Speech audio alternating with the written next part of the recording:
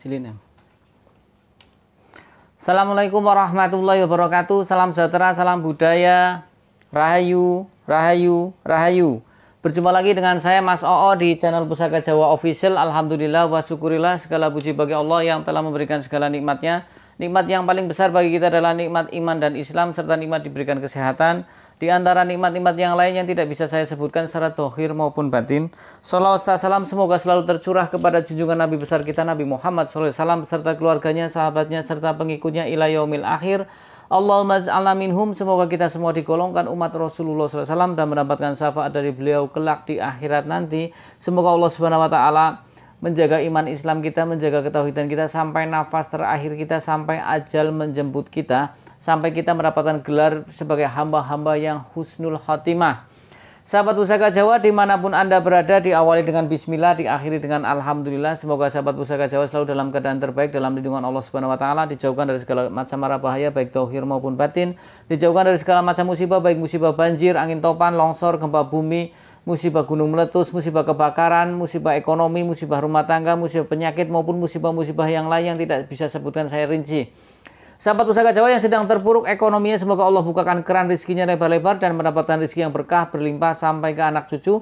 Sahabat Pusaka Jawa yang sedang sakit, semoga Allah angkat penyakitnya, diberikan kesehatan, kesembuhan, serta diberikan ganjaran berupa pahala karena telah sabar dalam menjalani cobaan berupa sakit. Tidak cuma sahabat Pusaka Jawa, teman-teman handai tolan sahabat Pusaka Jawa, saya doakan hal yang sedemikian rupa. Sahabat Pusaka Jawa dimanapun Anda berada, semoga sahabat Pusaka Jawa selalu dalam kondisi yang fit, baik dohir maupun batin, diberikan kenikmatan dohir dan batin, dihilangkan segala kesumpekan yang ada di hati. Alhamdulillah wa syukurillah, pada hari ini Allah Subhanahu wa Ta'ala berkenan saya untuk membuat video. Mudah-mudahan apa yang akan saya sampaikan menjadi ladang ibadah buat saya kelak di akhirat nanti, bukan menjadikan salah ucap, akan sesat ataupun kemudorotan nanti saya di akhirat nanti. Mudah-mudahan apa yang saya sampaikan saya kembalikan kepada Allah Subhanahu wa Ta'ala. Adapun pecinta tosan aji itu dibagi menjadi 3 sahabat Pusaka Jawa. Yang pertama adalah pecinta tosan aji yang suka dengan antikannya atau sisi esotorinya saja, yaitu dari tangguh, utuh, sepuh, ya, dari tampilan besinya, ya, garap atau rancang bangun dari pusakanya atau kerisnya atau tombak atau pedangnya, ya, jelas, tangguhnya pun jelas, pamornya pun bagus, ya. Kemudian yang kedua adalah orang yang suka dengan sisi esoteri atau tuahnya, atau sisi supranatural, atau ambil hanya energinya. Karena begini sahabat Pusaka Jawa, pusaka itu dibikin tidak seperti pada umumnya senjata-senjata yang lain. Pusaka itu pada awal pembuatan pun dari segi bahan sudah dipilih bahan besinya. Karena kita ketahui bahan besi itu banyak sekali, yang saya tahu mungkin ada 17 atau berapa, atau 13, ada besi pulosani, besi karangkijang, besi katup, besi walulin, besi ambal, ya. Banyak sahabat Pusaka Jawa. Nah, besi, salah satu besi itu sudah mengandung energi. Kok bisa Mas O besi itu mengandung energi? Sahabat Pusaka Jawa, kalau yang mempelajari ilmu kimia, bagaimana bom atom diciptakan, ya, itu melalui partikel-partikel yang sangat kecil. Dengan bom atom yang cuma gede seberapa, isi katakan 1 ton atau 2 ton, bisa meluluh lantakan Nagasaki dan Hiroshima, kota yang sebesar itu. Karena si pencipta bom atom Albert Einstein itu bisa mengetahui energi yang diakibatkan ketika dijatuhkan pada bumi. Nah, sama halnya dengan besi pun sama. Dan yang tahu tentang ahli energi besi ya hanya orang-orang yang menggeluti di dunia perbesian. Jadi orang dulu juga sudah mempelajari kimia, bahasa nenek saya kimia ya. Cuma kan mereka lewat tirakat, mendekatkan diri pada Allah Subhanahu wa Ta'ala, sehingga mereka bisa mengetahui hal-hal yang tidak orang ketahui. Kan banyak para tabib, ya, itu kadang para tabib, kenapa kok kamu bisa mengetahui tanaman ini bisa berkhasiat seperti ini? Mereka ada yang bilang, salah satu teman saya begitu, ketika dia pegang daun itu kayaknya dia ngomong, ini saya kegunaannya buat penyakit ini caranya begini-begini. Itu hebat. Tidak, yang hebat Allah Subhanahu wa taala yang memberikan kelebihan pada orang tersebut. Ya, sahabat pusaka Jawa. Nah, sama halnya dengan pusaka pun seperti itu. Para empu mempunyai satu kelebihan linuwih tersendiri karena mereka lebih banyak laku batinnya. Jadi Allah memberikan kelebihan kepada mereka hal-hal yang mereka orang-orang umum tidak ketahui. Ya. Kemudian yang ketiga adalah orang yang cinta dengan tosan aji, esotori maupun isoterinya. Mereka cinta dua-duanya. Dari segi antikanya suka, dari segi energinya pun suka. Karena selama ini saya lihat beberapa orang ada yang membahas benar nggak itu energinya ada atau tidak. Sekarang ada salah satu alat sudah maju ya. Besi bisa diukur. Energinya berapa apanya sudah ada alatnya seperti itu ya. Jadi oh iya kadar bajanya berapa, besinya pun kandungannya berapa, arahnya bagaimana bisa. Mungkin kalau sekarang ada aplikasi Kompastil ya kan yang bisa mengukur bagaimana seperti itu pusaka, larinya bagaimana, bagusnya bagaimana seperti itu. Tapi ya pastinya pusaka berbeda atau tidak sama dengan pembuatannya dengan senjata-senjata jam yang lain. Karena di pusaka ini ada olah rasa, ada doa yang disematkan pada bilah pusaka tersebut. Ada satu doa itu kan awalnya dari syair-syair yang dijadikan satu, yang akhirnya menjadikan mantra.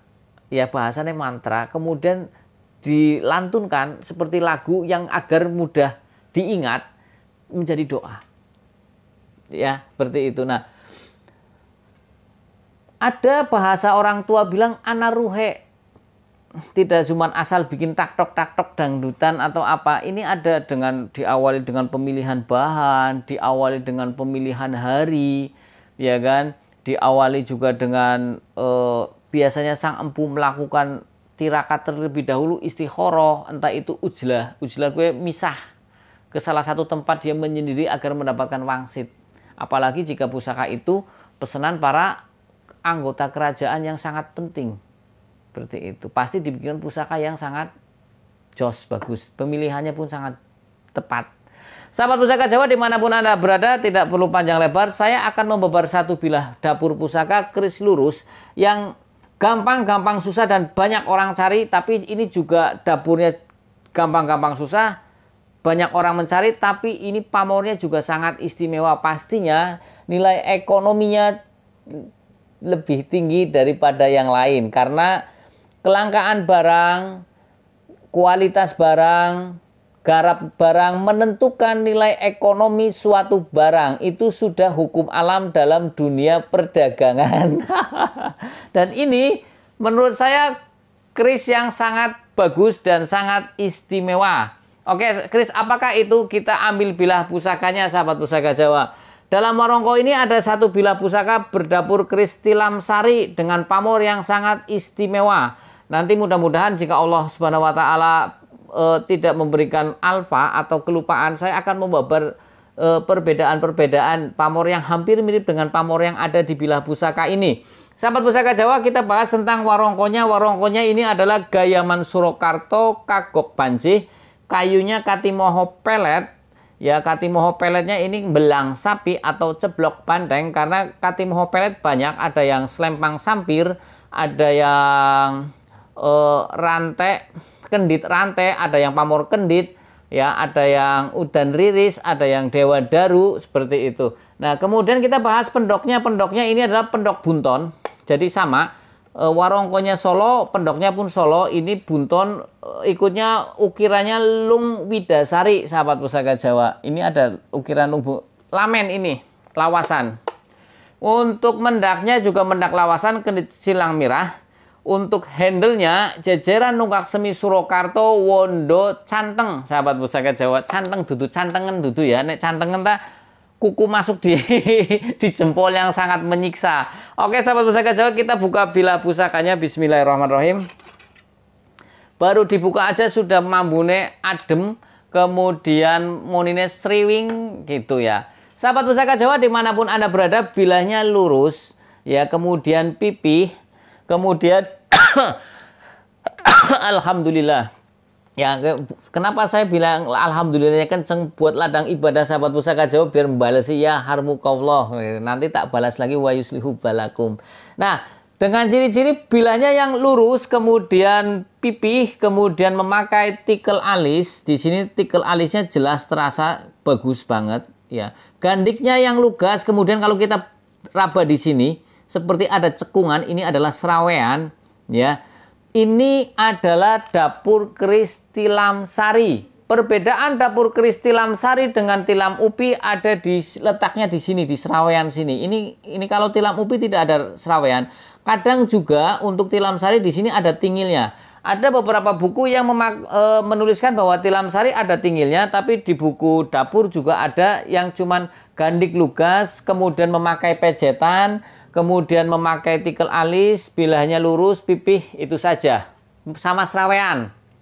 Jadi kalau ada satu bilah pusaka yang hampir mirip dengan tilam upi, tapi di sini ada seraweannya, itu juga termasuk ikutnya adalah dapur tilam sari. Kita ketahui di dunia tosan aji atau dunia perkerisan, orang banyak mengetahui bahwasanya ketika ingin mengoleksi banyak pusaka, hendaknya pilar atau pondasinya dikuatkan dulu.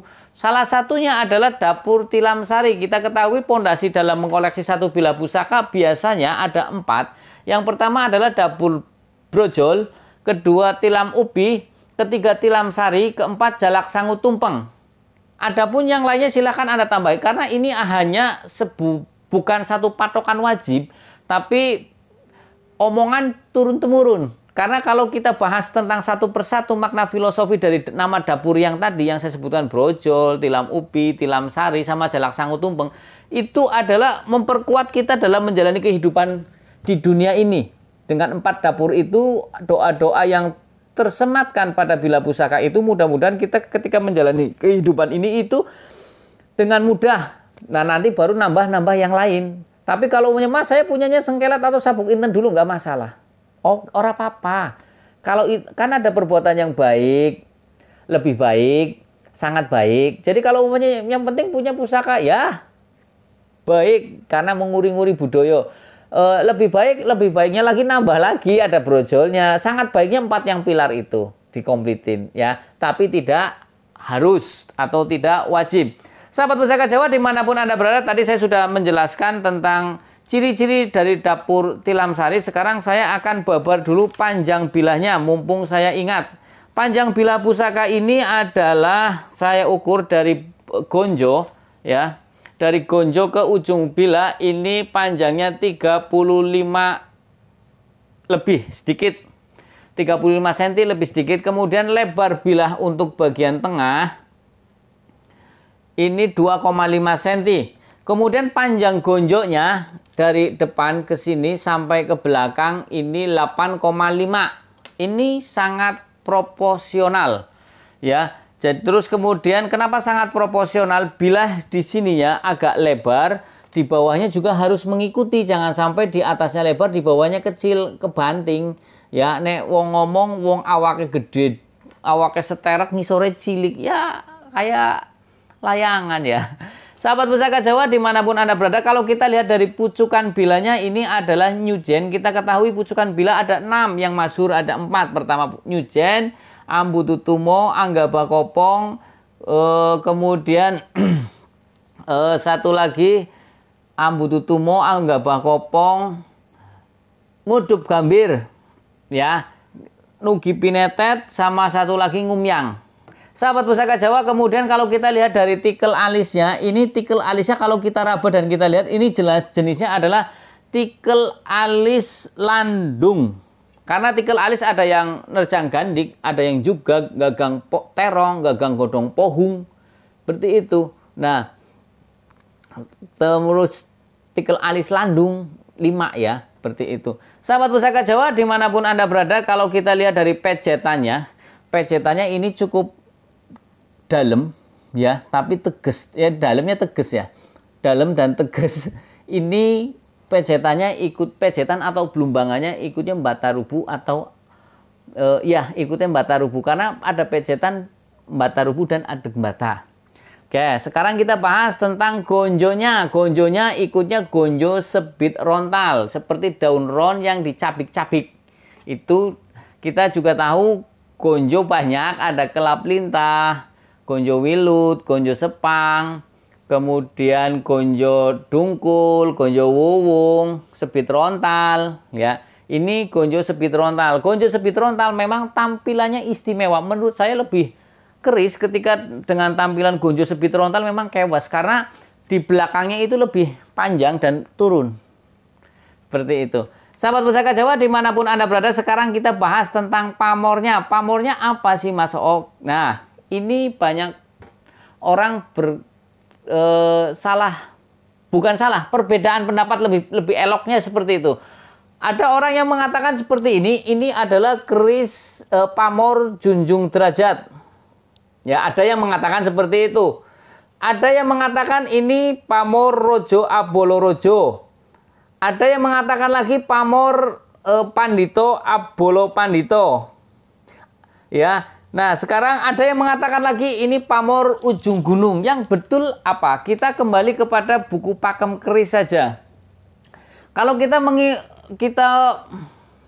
lebih berpijak pada buku Ensiklopedi Keris karangan Bambang Harsnuksmo, itu pamor junjung derajat itu biasanya ya setelah ujung itu di atasnya ada pamor yang lain seperti pamor melumah. Di sini tidak ada. Karena dari sini dari bawah ini sahabat Pusaka Jawa ya. Ini kan dari bawah jelas sampai ke atas garis pucuknya cuma di sini. Ujungnya di sini. Oke. Ya. Kemudian ada yang bilang lagi pamor ujung gunung. Kalau pamor ujung gunung, sahabat pusaka, biasanya itu di kaki-kaki sininya, garis yang menyudut ini biasanya untuk menerjang bilah, sedangkan kan ini tidak. Ya. Kemudian ada yang bilang rojo abolo rojo atau pandito bolo pandito. Kalau kita melihat dari bukunya susunan dari S. Lumintu, ini jenisnya pamor rojo abolo rojo atau pamor bolo pandito. Tapi kalau kita melihat pada rujukan buku pamor, ini ikutnya pamor pandito bolo pandito. Ya, jadi makanya saya sering menyebutkan secara perbedaannya. Silahkan sahabat Pusaka Jawa mau yang mana. Karena ketika kita salah menamakan satu pamor, berarti kita salah menyebutkan tuah pamor. Karena pamor adalah lambang doa dan harapan dari sang empu yang disematkan pada bilah pusaka tersebut gitu. Makanya kalau menurut saya ini adalah pamor pandito bolo pandito. Karena di buku pamor mengatakan seperti ini dengan posisi yang sama. Kemudian di buku S. Lumintu pun sama. Walaupun di buku S. Lumintu antara pamor bolo pandito bolo pandito itu dengan rojo abolo rojo sama. Tapi kalau di buku pamor rojo abolo rojo dengan pandito bolo pandito beda. Oke, tapi kan yang intinya kalau kita garis bawah ada satu kesamaan di pandito bolo pandito. Makanya keris ini pamornya adalah pamor pandito bolo pandito. Dan pamor ini tergolong pamor rekan atau yang dirancang terlebih dahulu oleh sang empu. Pamor pandito bolo pandito tergolong pamor yang pemilih. Artinya tidak semua orang dapat memilikinya. Dan pamor ini tergolong pamor yang susah dicari. Ini sahabat Pusaka Jawa kalau kita lihat ya, kalau lihat dari pamornya, ini pamornya sangat istimewa, garapnya bagus. Menurut saya ini yang garap ini empu yang spesial karena tidak nerjang landep. Ini kan landep nih, tajam ya. Ini di atas ini, di dalamnya ini presisi. Ini jelas garapnya empu-empu yang sangat profesional. Dan kalau kita lihat dari rancang bangunnya, dari sini, dari pejatannya pun dalam. Ya, seperti ngendil, kayak pantatnya kendi, ya. Kemudian dari ininya juga, tikel alisnya juga sangat tegas, ya sahabat. Kemudian dari gonjonya juga sangat bagus, sini, gonjo. Pamor bilah dengan pamor gonjo sama, satu. Jadi ini satu bahan.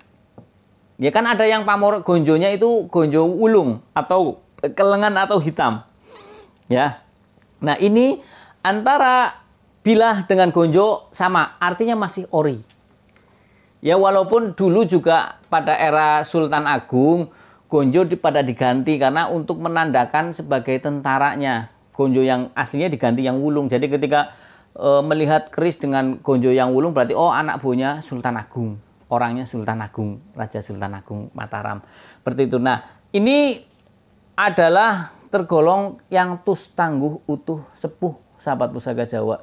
Kalau kita lihat ya garapnya yang sangat bagus dari alur pamor saja ini tidak putus sahabat pusaka Jawa. Ini dari bawah ke sini terap-terapannya sama halus. Bagus tuh. Tuh. Ini ujungnya ke sini nih. Rapi sahabat pusaka Jawa. Makanya kalau lihat keris ini nangting kita rasakan ya batin kayak ini seneng sahabat pusaka Jawa. Yang tahu keris ya, kita main dari ini bicara tentang eksotori, artinya dari luarnya saja, tampilannya saja. Kadang ada orang yang meributkan masalah energi. Oke, kita kesampingkan masalah energi atau tuah atau angsarnya. Kita bicara eksotorinya saja, luar anting. Wis nyeneng nak sahabat pusaka Jawa. Apalagi nanti kita bahas tentang tuah atau angsarnya. Karena keris yang bagus adalah keris yang berkah ilahi. Tampilannya bagus, pamornya bagus, isinya bagus. Ya, oke. Sahabat pusaka Jawa dimanapun Anda berada, sebagian pencinta keris beranggapan tuah atau angsar dari pamor Pandito Bolo Pandito adalah yang pertama. Yang pertama untuk keselamatan. Keselamatan pemiliknya, keselamatan baik dohir maupun batin. Yang kedua agar bertambah wibawanya. Ya. Kemudian yang ketiga untuk menambah kekuasaan. Bertambah wibawanya juga bertambah kekuasaan. Kalau bicara bertambah kekuasaan, tidak cuma sebagai pemimpin saja. Seorang pedagang yang ingin jualannya bertambah, tokonya bertambah, bisa pegang seperti ini. Ya, karena doa dan harapan dari Sang Empu untuk bertambah kekuasaan. Jangan cuma bicara kekuasaan ya negara, bicara kekuasaan ya desa, tidak, atau daerah. Bicara kekuasaan adalah kita yang sebagai seorang pengusaha, kita bisa bertambah luas usaha kita, bertambah besar jangkauan kita. Kemudian yang keempat adalah selamat ketika dalam peperangan. Kenapa selamat dari peperangan? Dari ancaman musuh. Biasanya tidak terlihat sahabat pusaka Jawa. Seperti panglimunan. Sering sahabat pusaka Jawa itu dulu guru-guru saya dulu bilang, bapak saya almarhum juga bilang, keris kadang ketika mau dimalingi, umai katone pedut itu kabut nih wong Jawa Tegal ngomong, pedut Brebes ngomong pedut itu kabut, katon kabut. Nah, doa dan harapan dari Sang Empu itu hampir sama seperti ini. Ketika dalam kondisi terjepit, kondisi peperangan, ini musuh tidak melihat kita. Seperti itu. Jadi doanya itu. Ya, sahabat pusaka Jawa. Nah, sudah saya sampaikan ya. Kemudian makna filosofi dari dapur keris lurus adalah agar doa dan harapan adalah permohonan kepada Tuhan Yang Maha Esa agar si pemilik dapur keris lurus ini mempunyai keteguhan hati dan kekuatan iman. Mudah-mudahan karena iman seseorang itu up and down. Ketika dihajar satu masalah, kita jangan sombong. Kita manusia jangan sombong. Karena ketika kita sudah merasa sombong, itu kan jubahnya Allah Subhanahu wa taala, bajunya Allah Subhanahu wa taala sombong itu. Manusia tidak berhak. Ketika dicoba satu masalah yang tadinya maaf, abid ahli ibadah, ya ketika dihajar satu masalah bisa 180 derajat berubah total. Atau ketika dihadapi masalah yang tadinya dia kuat bisa nggak kuat, naudzubillah min dzalik summa naudzubillah, bunuh diri atau lari ke hal-hal yang kurang baik. Nah, doa dan harapan dari Sang Empu dengan makna filosofi keris lurus agar orangnya punya keteguhan hati. Keteguhan hati artinya tidak mudah goyah ketika menghadapi satu rintangan. Dia cekelan waton neng agamane, neng negarane, tidak menyerang agama maupun negara. Ya, imannya pun kuat seperti itu. Artinya dia akan berpikir bahwasanya ada siang, ada malam, ada musim kemarau, ada musim hujan. Jadi tidak seterusnya orang itu dalam masa kesusahan. Nanti juga dia akan menemukan satu kebahagiaan. Ketika sudah mencapai pada level seperti itu, mudah-mudahan kita menghadapi dalam suatu masalah itu, oke, tenang saja. Oke, hidup memang harus begini, kita harus jalani. Ya. Nah, Kemudian kita bahas tentang makna filosofi dari dapur tilam sari. Tilam artinya adalah pembaringan, sari adalah yang ada yang bilang wangi. Jadi bahasanya begini, tidak cuma makna mentah baik, artinya kasure wangi, tidak. Artinya ketika kita menjalani kehidupan, kita itu selalu diberikan wangi. Artinya kita dipandang orang itu baik. Kalau menjadi orang kaya, ya menjadi orang kaya yang dermawan. Kalau tidak menjadi orang kaya yang dermawan, ya dia mempunyai akhlak yang baik. Anak cucunya menjadi yang baik. Seperti itu sahabat Pusaka Jawa. Nah, sahabat Pusaka Jawa dimanapun Anda berada, kalau kita lihat dari selorok besinya, ini adalah hitam kehijauan. Ya, ini kehijauan. Kemudian kalau kita lihat dari besinya, ya, tak dekatkan, ini besinya hitam kehijauan sahabat Pusaka. Kemudian warna hijaunya keperakan, atau wong Jawa ngomong nyamber lilin, nyamber ilen. Ya, nanti kalau dijentik, ya, coba kita buka. Tak buka apa-apa nek di Pusaka Jawa tuh beginilah, ya kan? Kita ngomong logat Medan lah. Bunyinya gur. Ini adalah jenis besi pulosani. Jatuh. Enggak. Besi pulosani adalah banyak besi yang dicari. Tuah atau angsar dari besi pulosani membawa rezeki dan kederajatan. Itu yang pertama. Kemudian bagus untuk dijadikan bahan pusaka. Jadi besi ini, ya, tadi di samping mempunyai energi, pasti kan bisa dibaca tentang tuah atau manfaatnya secara spiritual. Ya, itu pertama bisa untuk membawa rezeki dan juga derajat. Orang yang ingin rezekinya banyak, ingin derajatnya bagus, ya hendaknya carilah pusaka-pusaka yang besinya besi pulosani. Seperti itu sahabat Pusaka Jawa. Lah nantilah beresinya nanti ya. Oke sahabat Pusaka Jawa. Nah, tadi tua atau angsa dari besi pulosani itu untuk membawa kerezekian, kemudian juga membawa kederajatan. Mudah-mudahan ketika rezekinya banyak, derajatnya naik. Otomatis biasanya sih di masyarakat kadang begitu.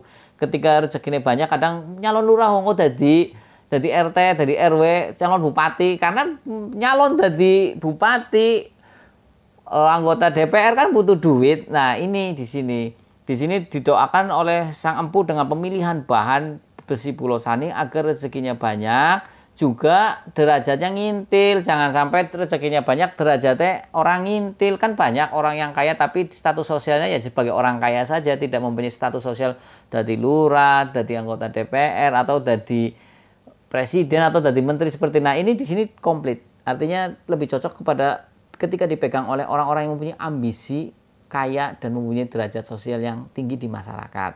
Oke. Kalau kita lihat dari pasikutanya, sekarang kita lihat dari pasikutanya ya. Pasikutanya yang sedang, panjang bilahnya lebar, agak lebar, panjang bilahnya sedang. Kemudian coba tak lihat ya. Ini panjang bilahnya sedang sahabat Pusaka Jawa. Tadi sudah saya ukur ya. Panjang bilahnya sedang, bilahnya juga agak lebar, juga ini agak tebal. Besinya hitam, kadar bajanya banyak, kemudian pamornya juga kelem dan pandes, gandiknya yang pendek, ya kan. Kemudian bentuk sirah cicak pada gonjo membulat. Ini sirah cicaknya membulat sahabat Pusaka Jawa tuh. Ya, bentuk sirah cicak pada gonjo itu membulat, besar tetapi pendek. Ini estimasi tangguhnya tangguh Tuban. Kita ketahui Tuban itu kota yang tua. Mungkin kalau sekarang hampir umurnya 729 tahun. Ya, Tuban berarti berapa ya? Sekarang 2023 dihitung sendirilah. Dan Tuban juga dicatat oleh para penulis Cina pada dinasti Song pada tahun 1127 sampai 1179, juga mencatat nama kota Tuban di Nusantara ini. Sampai turun lagi kepada dinasti Yuan atau dinasti Mongol pada era tahun 1271 sampai 1368, disambung lagi pada dinasti Ming 1368 sampai 1644, karena dulu Tuban adalah pelabuhan utama kerajaan Mojopahit. Makanya Tuban banyak dikenal. Mereka datang dari mancanegara, luar negeri, entah itu dari India, entah itu dari Champa, yang mungkin Champa sekarang Thailand ya, entah dari manapun, mereka datangnya ketika akan bertransaksi atau berniaga, ya, itu datangnya ke pelabuhan Tuban. Tuban juga terkenal sebagai kota wali. Di situ ada makamnya Sunan Bonang, ada makamnya Syekh Maulana Ibrahim, ya, Syekh Maulana Ibrahim Asmarakondi, Palang. Kemudian ada makam Sunan Bejagung. Tuban juga terkenal juga kota tuak, ya. Ya mau tidak mau kita sebutkan karena dulu penghasil tuak dari legen apa sih ya, yang dari buah siwalan itu loh lah ya, mungkin difermentasi seperti itu. Tuban juga banyak versi. Ada yang Tuban berasal dari kata metune banyu, Tuban. Karena dulu waktu Raden Aryo Dandang Wacono membuka babat alas di hutan pring namanya Papring, ketika dia mencangkul keluar mata air tawar, walaupun jaraknya itu di bibir pantai, tapi airnya tawar, tidak mengandung garam. Makanya terlihat matanya Tuban metune banyu. Kemudian ada yang bilang Tuban itu dulu namanya Kambang Putih, karena dulu dari laut terlihat seperti batu yang mengambang putih.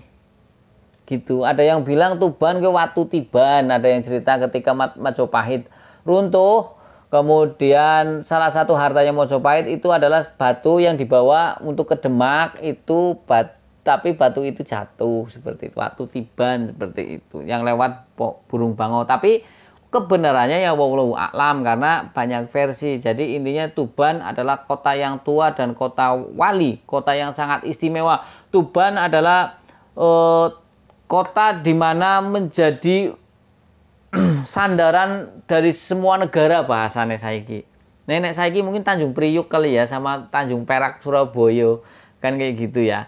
Kemudian Tuban juga pusat penyebaran agama Islam. Jadi orang Nusantara harus bersyukur, terima kasih kepada orang Tuban, karena Tuban dulu juga sentral penyebaran agama Islam. Ya, berkah-berkahnya para wali. Ya, Sunan Bonang kan juga gurunya Sunan Kalijaga. Kita ketahui dulu ceritanya panjang ya, ketika masih jadi Branda Lokajaya, kemudian Sunan Bonang lewat, dilihatlah tongkatnya Sunan Bonang itu seperti emas. Kemudian Branda Lokajaya atau Raden Said ketika belum menjadi wali ya, merebut, ternyata kalah, pengen menjadi muridnya, sampai akhirnya diperintahkan untuk semedi, tafakur, wiridan di pinggir sungai sampai batas waktu yang tidak ditentukan, sampai Sunan Bonang ke situ lagi, akhirnya bergelar Sunan Kalijaga. Sunan Kalijaga itu yang kalau tidak salah itu di daerah Cirebon. Ya, beliau tafakurnya di situ, sampai sekarang ada petilasannya gitu. Jadi dulu Raden Said itu ya memang putra Adipati Tuban Wilatikta. Itu begitulah, saking bandelnya, tapi bandelnya kan bandel bagus. Dia seperti Robin Hood, menolong orang yang susah, seperti itu. Ya ceritanya panjang. Intinya begini sahabat Pusaka Jawa. Jadi pusaka-pusaka Tuban itu banyak dicari oleh orang. Karena satu, bilanya yang lebar, gagah, tebal, juga mempunyai kualitas yang bagus. Tuban, pusaka-pusaka Tuban mempunyai nilai ekonomi yang lebih daripada pusaka-pusaka yang lain. Sahabat Pusaka Jawa dimanapun Anda berada, sahabat Pusaka Jawa yang baru nonton channel YouTube saya, silahkan pencet tombol subscribe, like, share, and comment, kemudian pencet tombol notifikasi lonceng untuk mendapatkan video-video ter-up-to-date dari saya. Yang ingin request nama dapur silakan komentar di kolom komen. Jika ada saya baper, jika ada buat PR, jika ada maafwan minta dimaafkan. Apabila ada salah-salah kata saya minta maaf. Kesalahan mutlak milik saya, kebenaran milik Allah Subhanahu wa taala. Akhirul kalam. Assalamualaikum warahmatullahi wabarakatuh. Salam sejahtera, salam budaya. Rahayu, rahayu, rahayu. Alhamdulillah.